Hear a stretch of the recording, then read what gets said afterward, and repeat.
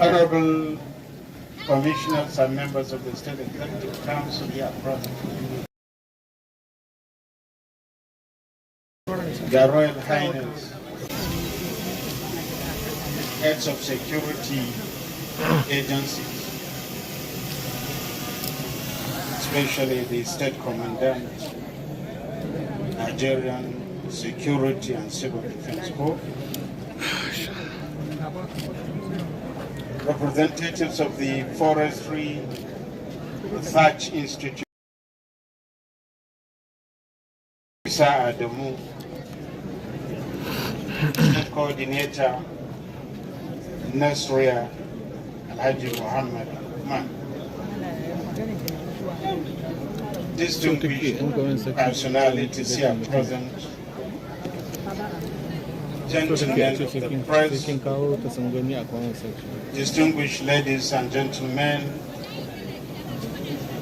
Assalamu alaikum wa rahmatullahi ta'ala. All praise and thanks are due to Allah subhanahu wa ta'ala.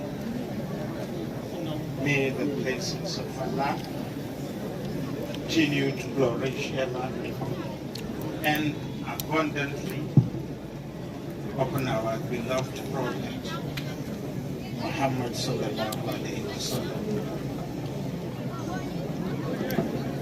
Indeed, it gives me great pleasure to be here today on this auspicious occasion, marking the flag of this year's tree planting campaign, which, by the grace of Allah, we intend to plant more than 3 million trees in Kano State, especially in our houses, streets, markets, places of worship, places of work, farmlands, forest reserves, etc., etc. Let me say that planting trees in our environment is necessary now more than ever before, particularly with the apparent dangers of global warming arising from climate change. In this regard, let me say that our administration is committed towards planting over 10 million trees by the grace of Allah within our first term in office. We intend to achieve this through one, local government mobilization, tree planting. This was launched on Saturday, as was enumerated by the Commissioner of Environment in Kenya, where I was represented by the Deputy Governor, who also serves as the State Commissioner.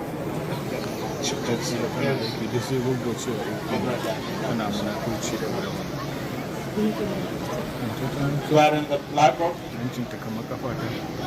we're using the local government officials, traditional rulers, in household structures to ensure planting of the trees and nursing them to maturity in all our... You're touching me now, I'm recording now. You're shaking my camera. What are you doing? I'm recording. What are you doing? Young initiative, catching the young initiative. Just try to inspire Why are you doing this? The younger Doing what? generation. You're distracting me and you're telling me that I'm So what are you About the You are importance recording and nothing. benefit of tree planting.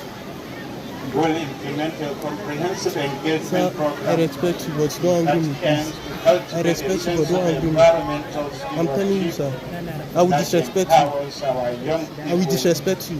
to take an active role in preserving and enhancing our natural surroundings. We are also going to be more aggressive in our statewide tree planting and management by involving civil servants, ulamas, business community, political office holders, and of course, our respected traditional institutions.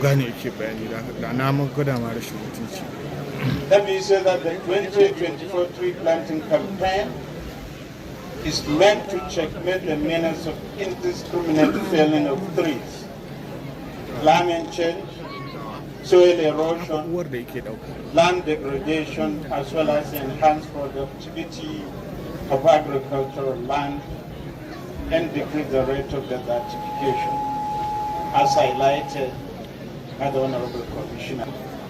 And of course, the first quarter of this year, as also highlighted by His Highness the Emir of Kano, Kano State experienced extreme heat. This was partly attributed to inadequate trees, thereby having an adverse effect on the environment.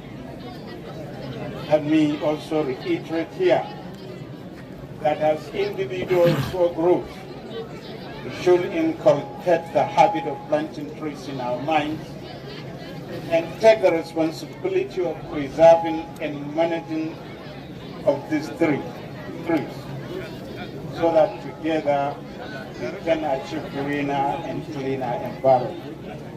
It is pertinent to highlight here that our administration has been affording priority attention to the environment sector, especially on the issues of diversity, restoration of degraded lands, addressing climate change issues, etc., etc.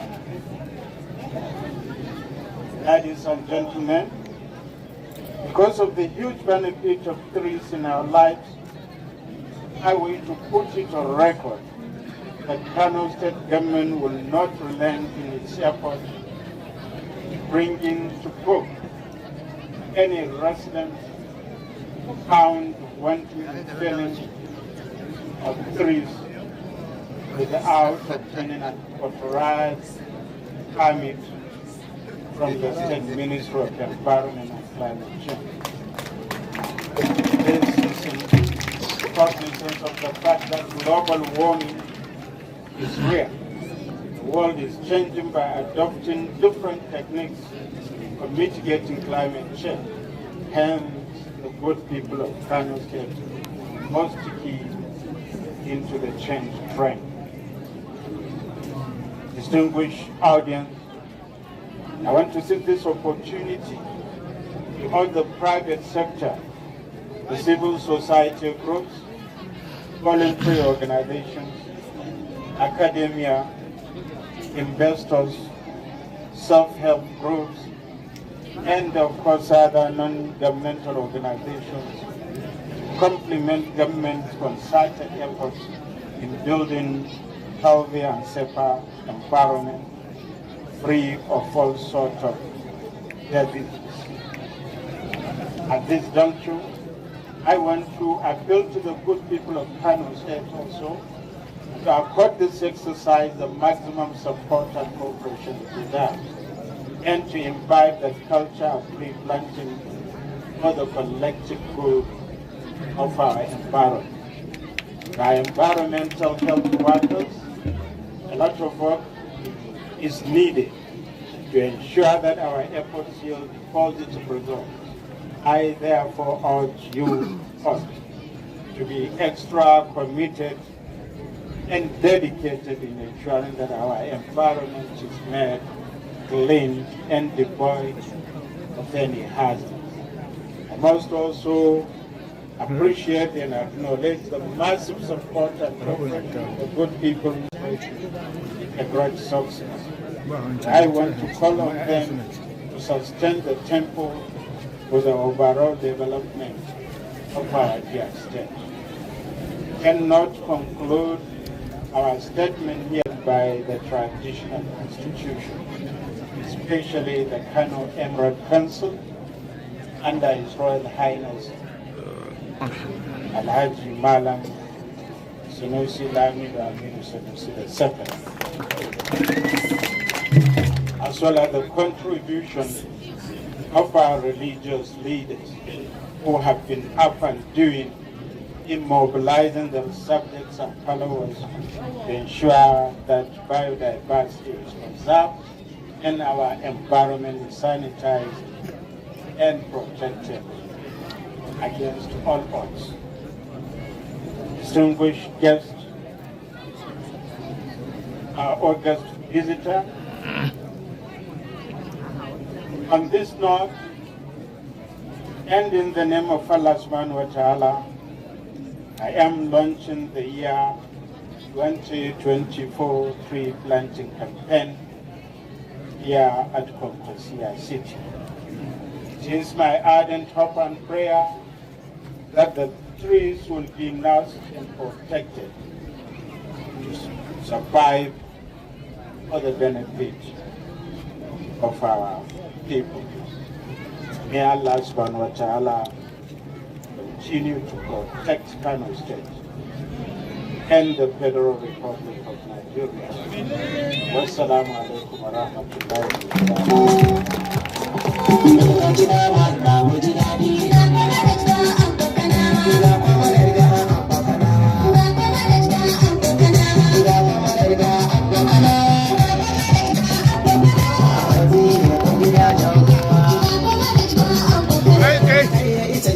wai su suna ɗauka wai kai kaɗai kake aiki ne a nan wurin da ana muku magana kana rena mu kamar ubanka kai yana mutane hankali kai kaɗai kake aiki a nan wurin ya za a dinga masa magana yana kallon mutane kallon banza sai ka fita daga nan wurin wallahi dan rena hankali kawai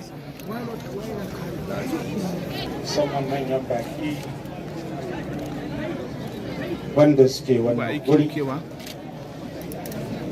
martaba sarkin Kano His Excellency His Excellency dan takarar gwamnan jihar yau a ƙarƙashin jam'iyyar albarka NNPP wanda ya kawo ziyara ta sada zumunci wannan jihar tama yau.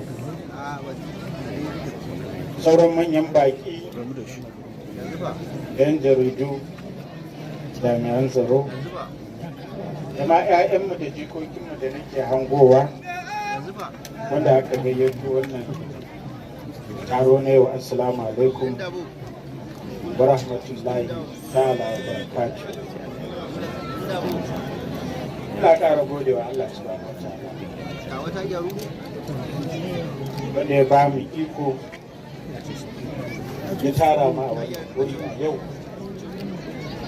don gudanar da bikin shuka itatuwa a fadin jihar Kano na shekarar 2020 da ma'aikatar muhalli da canjin yanayi rashin gwamnatin jihar Kano ta ɗau aniyar gudanarwa a duk fatin jihar. Hakika wannan taro na fara dasa bishiyoyi na bana abu ne mai matuƙar muhimmanci. Kuma kun ji bayanin kwamishina, kuma kun ji bayanin dukkaninsu sun jawo hankalin al'umma akan a natsu, a lura, a kuma dawo da martaba wato ta al'ummar jihar Kano, musamman ta hanya na al'umma su fito gaba daya a dawo da shuke-shuken bishiyoyi a gidaje, a ofisoshi, a asibitoci, a makarantu, a kamfanoni, akan tituna da dukkan inda ya kamata kuma kun ji irin muhimmanci na shuka bishiyoyi wanda mai martaba sarkin Kano ya magana ya yi muku jawabi akan muhimmancinsu. Haka mu a gwamnatance muna tabbatar muku da cewa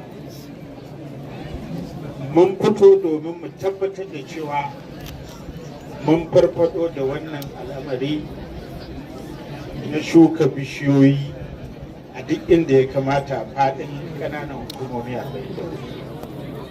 wannan za mu ci gaba da shi ne domin kaucewa yanayi na wannan lokaci da kwararowar hamada cikin wannan jiha tamu da tabbatar da samun iska mai lafiya ingantacciya saboda shaƙa wanda al'umma suke yi wanda wannan bishiyoyi suna taimakawa wajen kauda cututtuka da yawa na zamani wanda da ba don haka ba aka samu al'umma da yawa suna asibitoci ko suna kwanta a gidajensu. Wannan shuka bishiyoyi ya zama dole a kan fiye da kowane lokaci. Wannan lokaci shi ne wanda ya kamata al'umma su fito kwansu da kwarkwata su fara wannan shuke-shuke. Haka za ku ga yara ga sunan ɗan firamare da 'yan secondary wanda aka yi. Babban makasudin gayyato waɗannan yara ba wai su zo ne su ga gwamna ko su ga mai martaba sarki ba ko su ji waƙar abba gida ko su ji waƙar mai martaba sarki. Babban dalilin gayyato waɗannan yara shi ne shuka bishiyoyi domin su san muhimmancin bishiya ga rayuwarsu da kuma muhimmancin bishiya a guraren da al'umma suke yi. Muna fata shugabannin ma'aikatar ilimi da dukkan shugabanni na makarantun waɗannan yara za su ɗau wannan abin da muka fito da shi da muhimmanci. Yara a dinga ba su bishiyoyi, suna shukawa a makarantunsu, suna shukawa a gidajensu. Kuma ba shuka bishiya ne kadai abin so ba. Yanzu mun yi sa'a muna yanayin damuna ruwa ya sauka. Da haka duk bishiyar da aka shuka in Allah da muna sa ran za ta farfado, za ta tashi ta yi. Amma ko bayan damuna muna da buƙatar al'umma da waɗannan yara su ci gaba da bawa bishiyoyi ruwa yadda yake za a samu amfaninta yadda ya kamata.